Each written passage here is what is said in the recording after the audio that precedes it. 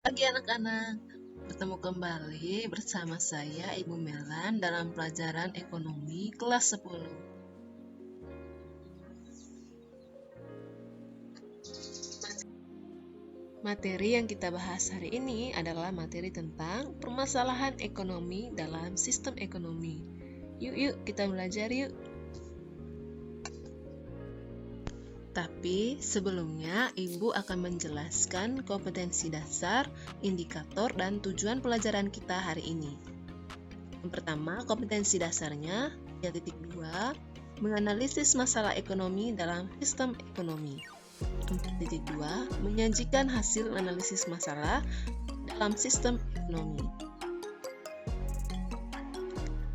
Selanjutnya adalah indikator. Menganalisis informasi dan data-data yang diperoleh tentang masalah ekonomi dan sistem ekonomi untuk mendapatkan kesimpulan dan membuat rencana pemecahan masalahnya. Tujuan dari pembelajaran ini adalah setelah mengikuti kegiatan pembelajaran melalui model problem-based learning dengan pendekatan saintifik, peserta didik dapat menganalisis informasi dan data-data yang diperoleh tentang masalah ekonomi dan sistem ekonomi untuk mendapatkan kesimpulan dan membuat rencana pemecahan masalahnya. Fungsi dan sistem ekonomi. Selain pengertian sistem ekonomi, fungsinya dalam perekonomian adalah menjadi perangsang bagi masyarakat untuk melakukan kegiatan produksi dan menyediakan metode untuk mengkoordinasi kegiatan individu dalam perekonomian. Langsung saja yuk kita bahas materinya. Pembahasan pertama kita mulai dari masalah ekonomi secara umum. Menurut kalian, apa yang menjadi masalah ekonomi? Tentu kalian masih ingat apa itu kelangkaan. Ya, benar, timbulnya kelangkaan jadi karena tidak terbatasnya kebutuhan manusia, sementara alat pemuas kebutuhan yaitu barang dan jasa jumlahnya sangat terbatas. Dan hal tersebut menjadi masalah besar yang ada dalam lingkup ekonomi. Kelangkaan merupakan masalah ekonomi secara umum. Berdasarkan teorinya, masalah ekonomi dapat dibagi menjadi dua, yaitu masalah ekonomi klasik dan masalah ekonomi modern.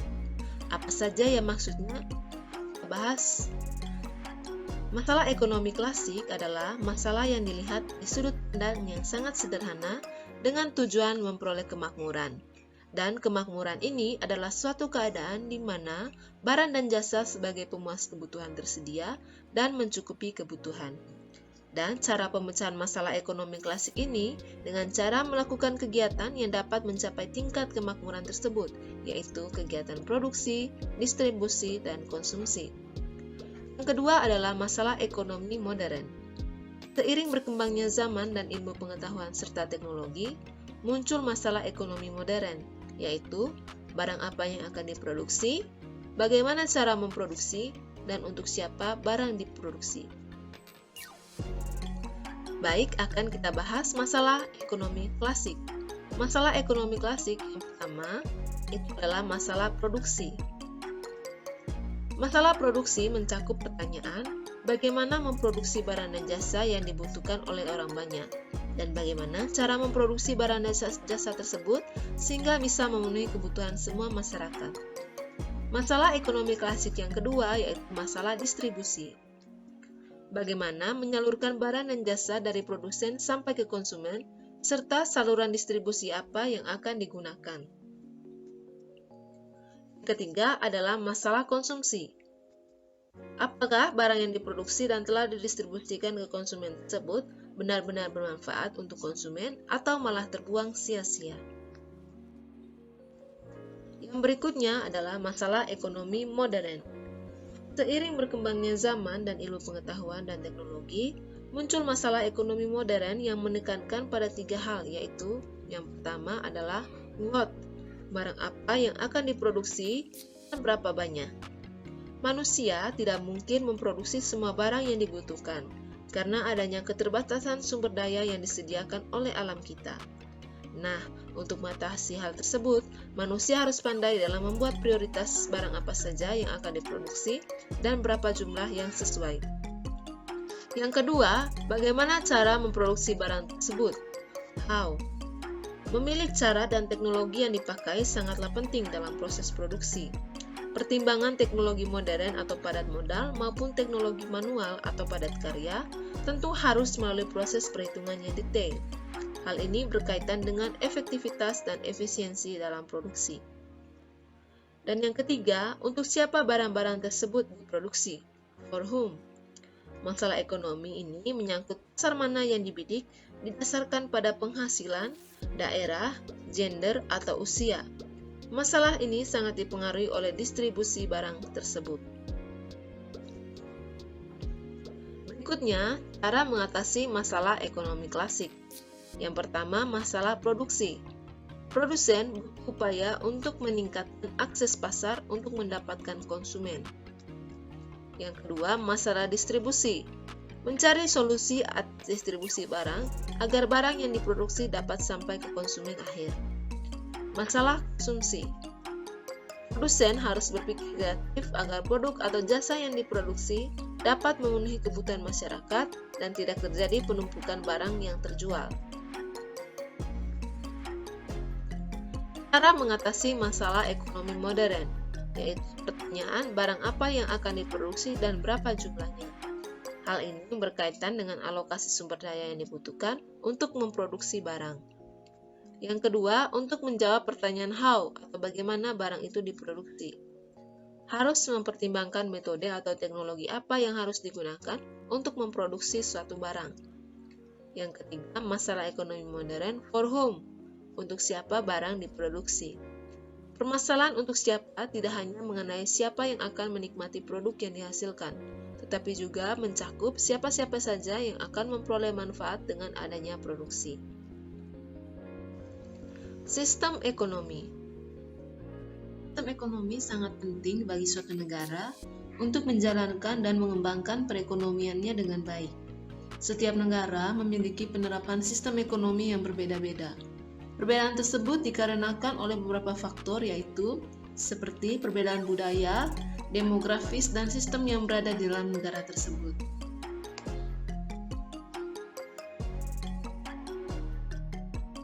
Sistem ekonomi adalah paduan dari aturan-aturan, cara-cara dalam satu kesatuan dan digunakan untuk mencapai tujuan dalam perekonomian. Setiap negara memiliki sistem ekonominya masing-masing.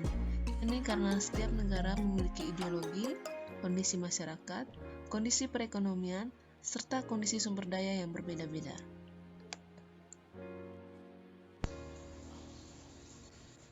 Terjadinya perubahan dalam ekonomi dipengaruhi oleh banyak hal, antara lain teknologi dan struktur. Perubahan ini terus terjadi dari tahun ke tahun dan akhirnya menghasilkan buah pemikiran yang berdampak pada kehidupan serta kegiatan ekonomi. Contoh buah pemikiran tersebut ialah ekonomi klasik dan ekonomi modern. Dua jenis pemikiran ini sama-sama berfokus pada kegiatan ekonomi. Hanya saja penerapan dan fokus permasalahan ekonomi klasik dan modern berbeda. Berikut, mari kita simak sama-sama perbedaan antara sistem ekonomi klasik dan sistem ekonomi modern. Ekonomi klasik. Ekonomi klasik bertujuan untuk mencapai kemakmuran. Permasalahan ekonomi klasik berfokus pada proses produksi, distribusi, dan konsumsi. Sifat permasalahan yang dihadapi ekonomi klasik lebih sederhana, yakni hanya produksi, distribusi, dan konsumsi. Sudut pandang permasalahan ekonomi klasik dilihat secara lebih sederhana. Sedangkan ekonomi modern, yang pertama, ekonomi modern bertujuan untuk menyelesaikan permasalahan yang lebih kompleks, seperti keterbatasan sumber daya. Yang kedua, permasalahan ekonomi modern berfokus pada what, barang apa dan jumlah berapa yang akan diproduksi, how, bagaimana cara memproduksi, dan for whom, untuk siapa barang diproduksi. Sifat permasalahan yang dihadapi ekonomi modern jauh lebih kompleks, karena mencakup bagaimana cara memperoleh sumber daya produksi. Sistem ekonomi yang pertama yaitu adalah sistem ekonomi tradisional. Sistem ekonomi tradisional merupakan sistem ekonomi yang paling sederhana. Cara penyelesaian masalah didasari oleh kebiasaan, tradisi, dan adat istiadat secara turun-temurun. Di tengah-tengah perkembangan zaman dan peradaban masyarakat yang semakin canggih, sistem ekonomi tradisional masih bertahan dan digunakan oleh kelompok masyarakat di suatu negara yang hidup di pelosok, di mana wilayahnya masih sulit diakses dan minim fasilitas dan infrastruktur. Di Indonesia, sistem ekonomi tradisional masih diterapkan daerah terpencil seperti Nduga Papua dan suku Baduy. Sementara untuk negara lain, sistem ekonomi tradisional ini masih ditemui pada masyarakat pedesaan Afrika Tengah, Ethiopia, dan Malawi. Cukup ironis karena di tengah hingar-bingar perkembangan ilmu pengetahuan dan teknologi yang hampir semua negara, masih ada daerah yang belum tersentuh dengan modernitas tersebut. Meski belum punah sama sekali, namun sistem ekonomi tradisional memang tidak lagi efektif untuk diterapkan pada zaman sekarang ini, di mana teknologi sudah semakin canggih.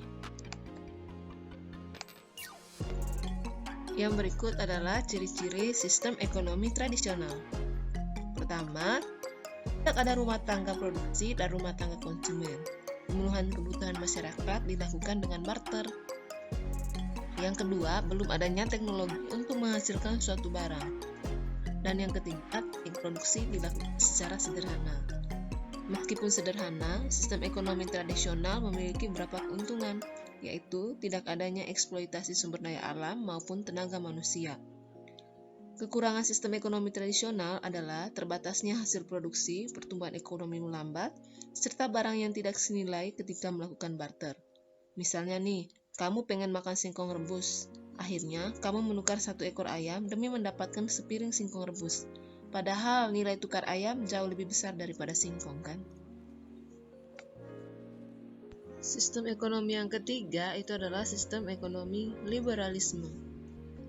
Sistem ekonomi liberal atau pasar merupakan sistem ekonomi yang memberikan kebebasan kepada masyarakat untuk menjalankan kegiatan produksi, distribusi, dan konsumsi. Indonesia sendiri bukan termasuk ke dalam negara yang menerapkan sistem ekonomi liberal, sebab pemerintah Indonesia masih bisa mengintervensi usaha perseorangan yang sedang berkembang. Hal ini terjadi karena perusahaan yang sudah besar atau dikenal umumnya akan mempunyai pengaruh pada pendapatan per kapita negara.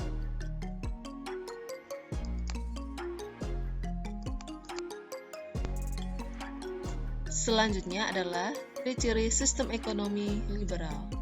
Masyarakat terbagi menjadi 2 golongan, yaitu golongan pemberi kerja yang bebas menentukan bidang usaha mereka dan golongan penerima kerja yang bebas memilih pekerjaan yang mereka inginkan. Sistem ekonomi komando yang pertama adalah Korea Utara, Kuba, dan Vietnam.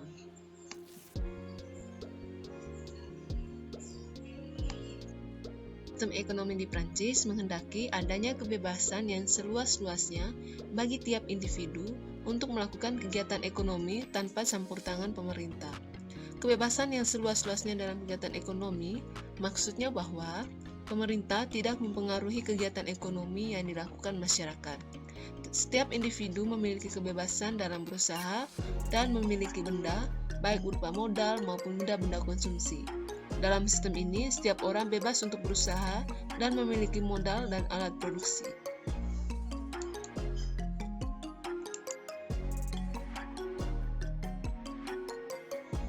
Selama ini, Prancis sebagai salah satu negara kuat yang memiliki ekonomi tertutup. Strategi yang dilakukan negara Prancis adalah lebih mengedepankan kesejahteraan nasional ketimbang meleburkan diri ke dalam perekonomian global yang kental dengan kapitalisme. Nilai ekonomi yang diangkat ke tatanan Uni Eropa oleh negara Prancis berkaitan dengan promosi ekonomi yang tertutup dengan cara melipat gandakan ekspor dan meminimalkan impor, serta integrasi supranasional dengan Uni Eropa. Mekanisme penentuan barang dan jasa dalam sistem ekonomi ini ditentukan oleh kekuatan pasar. Jadi siapa yang memiliki modal yang banyak akan menguasai pasar. Jerman merupakan negara dengan perekonomian terbesar di Eropa. Negara ini memiliki PDB terbesar nomor 4 di dunia dan PNB terbesar kelima di dunia. Jerman sukses menjadi motor, inovator, dan pengglobal ekonomi semenjak era industrialisasi dan kapitalisme industri. Jerman merupakan negara eksportir terbesar ketiga dunia, yakni sebesar $1.409 Amerika Serikat. Dari segi sumber daya alam, Jerman tak banyak memiliki bahan mentah. Di negara tersebut, hanya lignit dan potas yang tersedia dalam jumlah yang banyak. Untuk pembangkit listrik, Jerman menggunakan lignit sebagai sumber bahan bakar. Untuk bahan bakar lainnya seperti minyak bumi, gas alam, dan sumber daya alam lainnya, Jerman harus mengimpor dari negara lain. Yang berikut adalah sistem ekonomi komando. Dalam sistem ekonomi komando, pemerintah menguasai sumber daya alam dan modal untuk menggerakkan roda perekonomian di suatu negara. Cara kerja sistem ekonomi komando. Ketika sistem ekonomi ini beroperasi, pemerintah telah memiliki wewenang besar pada faktor-faktor produksinya. Hal tersebut dikarenakan modal dan alat produksi sebagian besar dimiliki pihak pemerintah. Pihak-pihak yang terkait akan mendata semua kebutuhan dan mengelola penggunaan alat mulai dari produksi hingga proses pendistribusiannya. Pada umumnya, negara yang menggunakan jenis sistem ekonomi komando memiliki perekonomian yang tidak berkembang. Jika sistem ekonomi komando ini diterapkan dengan tepat, maka akan dapat menurunkan angka pengangguran. Selain itu, pendapatan negara akan lebih mudah dikelola dan tentunya juga dapat ditingkatkan. Negara apa saja yang menggunakan bentuk sistem ekonomi ini? Berikut negara-negara penganut sistem ekonomi komando. Sistem ekonomi komando yang pertama adalah Korea Utara, Kuba, dan Vietnam.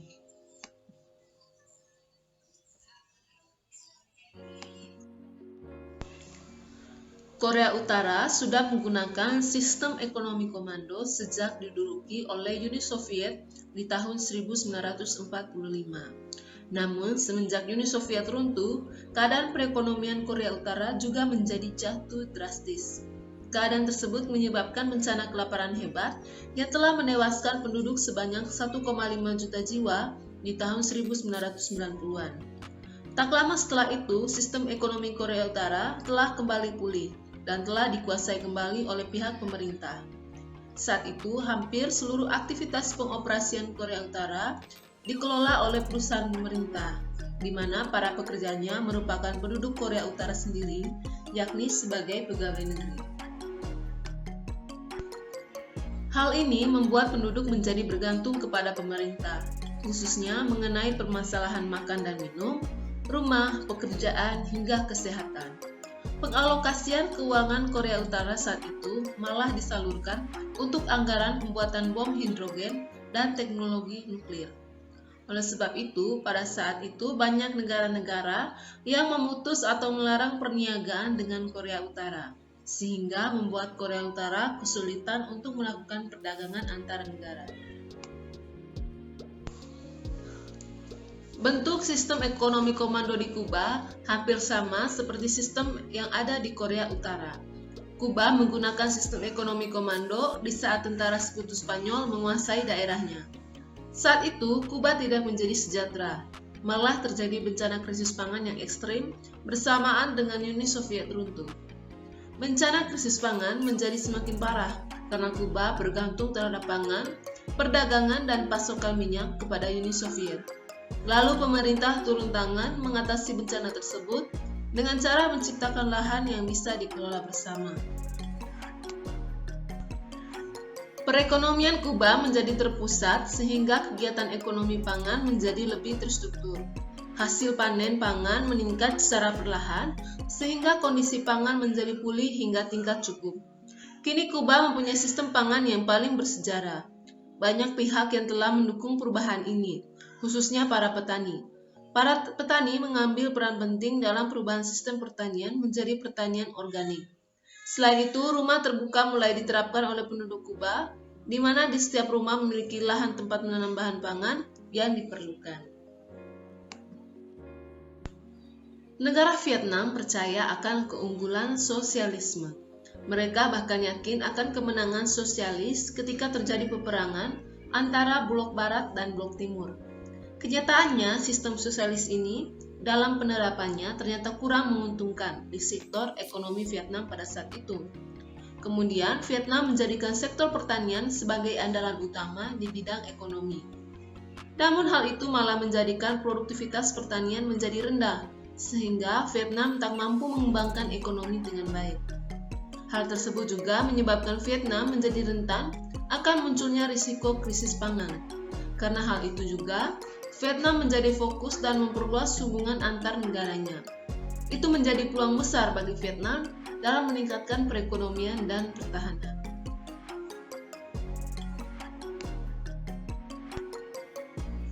Di tahun 1990-an, Partai Komunis milik Vietnam telah membuat keputusan yang berisi pemerintah memberi peluang kepada usaha swasta dan penduduk untuk ikut andil di sektor perekonomian. Semenjak itulah, keadaan perekonomian Vietnam menjadi lebih menerima adanya pemberi modal asing. Vietnam pun mendapat bala bantuan dari hubungannya dengan negara lain yang terjalin dengan baik. Negara-negara tersebut hingga sampai saat ini masih menggunakan sistem ekonomi komando. Sebenarnya ada banyak negara lainnya yang juga menggunakan sistem ekonomi komando ini. Namun banyak juga yang meninggalkan sistem ini karena banyak yang gagal menerapkannya. Penyebab kegagalan tersebut adalah masih kesulitan dalam menjalankan prinsip sosialis di dalam kehidupan bernegaranya.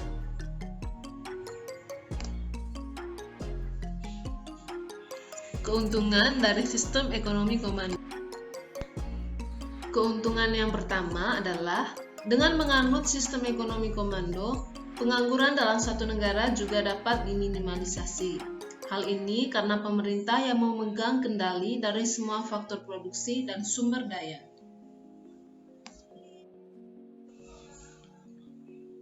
Keuntungan yang berikut adalah pemerintah yang mampu berinovasi dengan kebijakannya dapat menjaga stabilitas dan memajukan perekonomian negaranya. Keuntungan yang berikut adalah karena sistem ekonomi dikendalikan pemerintah, maka harga produk dan jasa akan dikendalikan dengan mudah. Pengusaha atau pihak lain tidak dapat menaikkan harga dengan sembarangan, hanya untuk mendapatkan keuntungan. Maka harga akan stabil dan permintaan ekonomi juga dapat dicapai dengan mudah.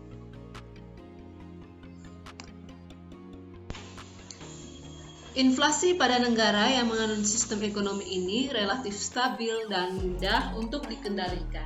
Hal ini dikarenakan dengan sistem ini negara akan jarang mengalami krisis.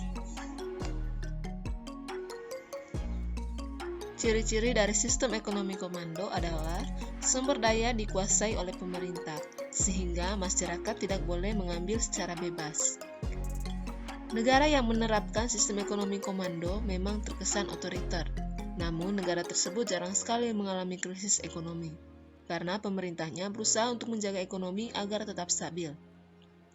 Pendapatan masyarakat pun merata, sebab pemerintah telah mengatur distribusi pekerjaan bagi setiap orang. Pasti kamu udah bisa tebak dong, apa aja kekurangan sistem ekonomi komando? Ya, betul, masyarakat tidak diberi ruang untuk berinovasi, karena segala sesuatu sudah diatur oleh pemerintah. Kualitas barang pun tidak maksimal, hak milik pribadi tidak diakui, serta kebijakan akan cenderung bersifat memaksa. Sistem ekonomi yang keempat adalah sistem ekonomi campuran. Sistem ekonomi campuran adalah gabungan dari kelebihan sistem ekonomi pasar dan komando. Artinya, pemerintah dan rakyatnya memiliki peran dalam menyelesaikan masalah perekonomian. Adanya kebebasan pihak swasta dan masyarakat dalam menjalankan aktivitas ekonomi, serta didukung oleh kebijakan dari pemerintah membuat kestabilan ekonomi tetap terjaga. Selain itu, kelebihan sistem ekonomi campuran adalah meningkatnya kreativitas pengusaha atau pelaku UMKM. Meski begitu, pemerintah selalu berupaya mencegah terjadinya monopoli usaha oleh pihak swasta. Jadi persaingan usahanya tetap sehat ya. Kalau kekurangan, ada nggak ya? Sayangnya penerapan sistem ekonomi campuran terkadang berat sebelah nih. Jika campur tangan pemerintah terlalu sedikit, maka memungkinkan berlakunya sistem ekonomi pasar atau liberal. Sebaliknya, jika campur tangan pemerintah terlalu kuat, maka peluang menimbulkan sistem ekonomi komando. Selanjutnya adalah negara-negara yang menganut sistem ekonomi campuran. Yang pertama ada Filipina, yang kedua Malaysia, dan yang ketiga adalah India. Filipina merupakan salah satu negara yang menganut sistem ekonomi campuran. Angka korupsi yang terus meningkat di negara tersebut menyebabkan perekonomian dan kondisi politik Filipina tidak stabil. Pemerintah menerapkan sistem ekonomi campuran dan mengatur kegiatan swasta dengan tujuan agar perekonomian Filipina dapat berpindah dari agrikultur menjadi perekonomian yang mengedepankan sektor manufaktur dan jasa. Selanjutnya adalah negara Malaysia. Negara yang bertetangga dengan Indonesia ini memiliki dua sistem ekonomi, yaitu sistem ekonomi sara diri dan sistem ekonomi komersil. Sistem ekonomi sara diri artinya kemampuan pemenuhan kebutuhan sehari-hari sendiri melalui kegiatan bercocok tanam serta perikanan dan kehutanan. Bila ada kelebihan produksi, baru diperjualbelikan. Sementara sistem ekonomi komersil adalah kegiatan ekonomi yang menekankan pada pasar terbuka, misalnya pendalaman modal dan teknologi baru. India juga menjadi negara yang menganut sistem ekonomi campuran.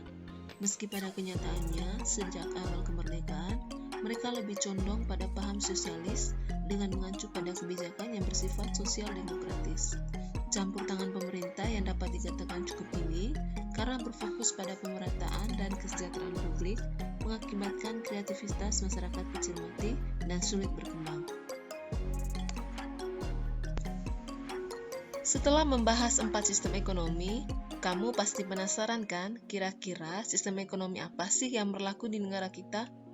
Jawabannya, Indonesia menganut sistem ekonomi Pancasila yang merupakan pengembangan dari sistem ekonomi campuran, namun berlandaskan Pancasila dan Undang-Undang Dasar tahun 1945. Dikarenakan krisis moneter yang terjadi pada tahun 1997 sampai 1998, Indonesia mengganti sistem ekonominya yang semula liberal atau kapitalis menjadi sistem ekonomi Pancasila yang sesuai dengan asas kekeluargaan dan gotong royong. Sistem ekonomi Pancasila ditetapkan tanggal 10 Maret 1998 dengan persetujuan MPR. Sistem ekonomi ini bertujuan untuk mewujudkan kehidupan ekonomi yang adil, merata, dan makmur.